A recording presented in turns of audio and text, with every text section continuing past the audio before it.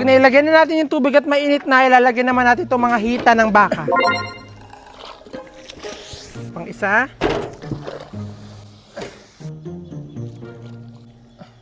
Ang tanong, paano sila magkakasyang dalawa?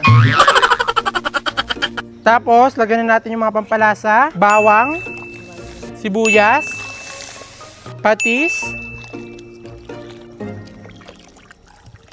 paminta. Papakuluan natin ito ng sobrang habang oras kasi gusto ko yung bulalo natin talagang humihiwalay sa buto at yung talagang malambot. Prepare naman natin itong mga gulay natin.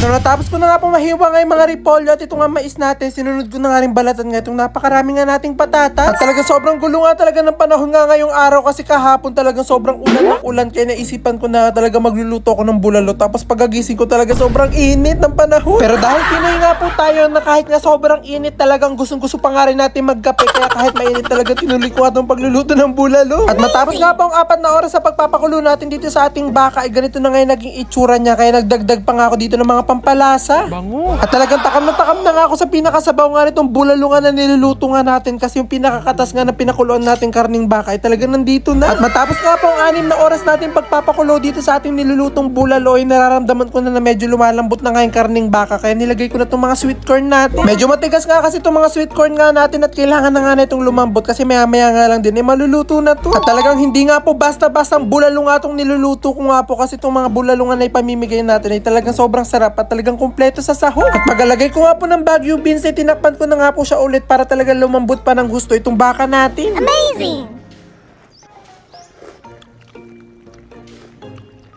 Alan, sarap!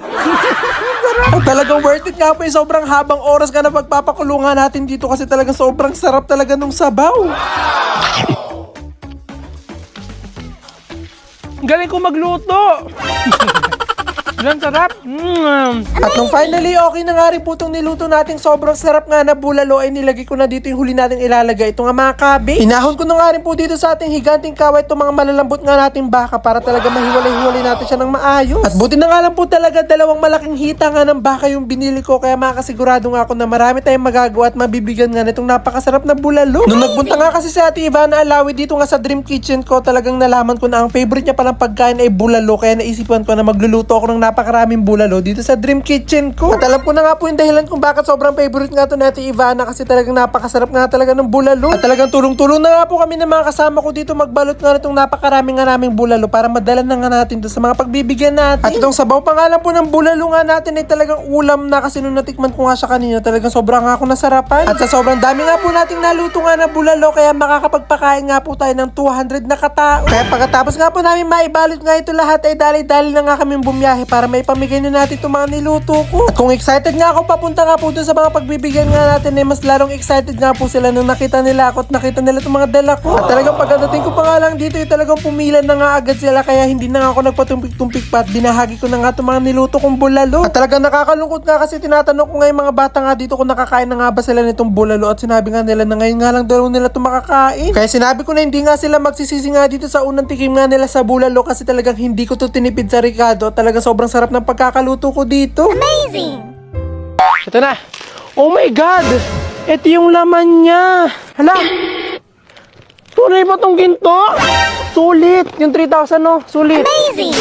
So mga kapudi, kanina habang nagsaswipe ako sa Facebook kasi nagbabasa ako ng mga post-post na napagtripan kong pumunta sa Facebook Market at habang nagsaswipe ako sa Facebook Market nakita ko yung nagtrending dati na isang sakong mystery box. Yan yung mga mystery box na hindi na nakiklaim sa ibang bansa. Yan, dinadala sa Pilipinas. Tapos dito binibenta ng bulto-bulto. Ayan. Kaya naman, napagtripan ko siyang bilhin. Ayan, kasi sabi daw dito sa post, pwede ka daw makakuha ng cellphone at na marami iba't ibang gadgets. Kaya naman in-order ko na siya.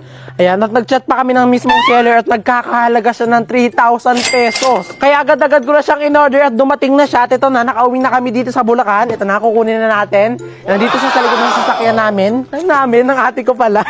So, kunin na natin. Buksan natin itong secret key. Ito yung secret key. Yan yung bilag ko dati. Ayan. So, dito siya.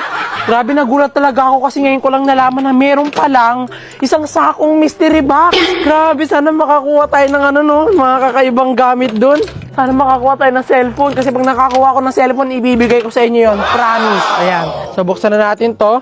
Dito namin siya nilagay nung pagkadating agad sa akin kasi diniliver siya via carrier. Ayan, dumating na siya. At talagang literal na sako siya. Hindi siya yung basta-bastang sako. Yung ginawang sako, talagang sako na nilalagyan ng kung ano-ano, ng basura, ng mga gamit. Ayan, ganun talaga yung itsura niya.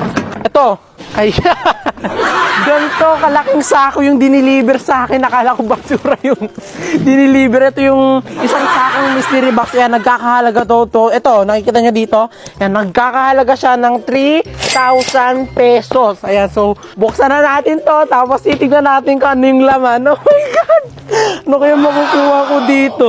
Yan, so ito na. Buksan na natin. Buhatin muna natin siya. Yan, nasin sila mesa. Tatiin nyo, ano kayo makukuha ko dito? Worth it kaya yung 3,000? Mababawi ko kaya siya? So ito na, buksan na natin siya. Ito na. Oh my God. Amazing! Dito natin siya bubuksan kasi naka-tape siya. Hindi pa daw to binubuksan simula nung dinala siya dito sa Pilipinas. Kasi sa ibang bansa daw na mystery box to. Yan. Tignan natin. Grabe, nakailaman nito. Ito na. Oh my God. Ito yung laman niya. Iba-iba. Ayan, kung makikita nyo, pagbukas ko, ito agad yung laman niya. Parang mga sira-sirang karton. Nabuksan natin. Ito na, sirain na natin yung sako. Yeah. Oh my God! Ito na, kumuha na tayo. And 1, 2, 3. Alam ba't may GNT? May GNT ba sa ibang bansa? Wala? Kaya mo na nga. So ito na, buksan muna natin itong first na mystery box. Ayan. So tingnan natin kung anong laman nito. TNT, yaw na. Oh my God! Cellphone case. Oh, cellphone case na iPhone. Ano ata to? iPhone 11. Galing. Isang ganito lang to 3,000 to. Marami pang ganito. So ito pa. And 1, 2, 3. Sakto, wala akong yung face mask. Ayan, face mask. Ano pa? Case na naman. Anong cellphone to? Iba. Ano pa to? Fake nails. Ayan, meron pang ganito. Ano pa? Ayan, ito. Ito yung ang dami laman ng isang Ayan, fake nails na naman. Ito parang lobo. Ayan. Dami laman fake nails. O, diba? Parang babae umorder. Dito ka malulupit, may bracket. Siguro, yung order neto babae. Hala! Oh my God! Tunay ba tong ginto? Napasama siya dito. Grabe, letter T. Siguro ang pangalan ng umorder nito, Teya. Teya, yan. Puro pambabae siya yung laman. Siguro babae talaga yung umorder nito. Ayan. Meron din dito parang crunchy. Ayan. Ito, pang brace. Ano to, pang DIY brace? Grabe, ang dami laman. Bracket. Ano to? Pang brace na naman. Ay, ano to? Lipstick. Yan, bracket. So, ito lahat ng laman niya. Ayan. Kung makikita nyo, ito lahat ng nalaman niya dito. Dito ako na-excite. Baka kasi tunay siyang ginto. Kung makikita nyo, ayan. Gold siya na letter T. Amazing! Ayan. So, ito pa. Ito yung pinakabongga ko dito nakuha. Itong letter T. Tapos itong case. Ayan. So, magbukas pa tayo. Kumuha pa tayo. Grabe, worth it kaya sa 3,000 to. Tignan natin. Ayan, ito. Ayan, literal na talaga to. Binalik. Kasi tignan nyo, sira-sira. Anong laman? Ano to? Sapatos! Tara, may sapatos. Pero ang dami niyang laman. Ayan, sapatos yung laman niya. Ito pa yung kapartner niya. Amazing! Grabe na size nito. Baka kay Kuya Biboy kasya to. So, kumuha pa tayo. Ito, malaking box to. Ayan, so kunin natin. And 1, 2, 3. Ito na. Ano to? Oh my God.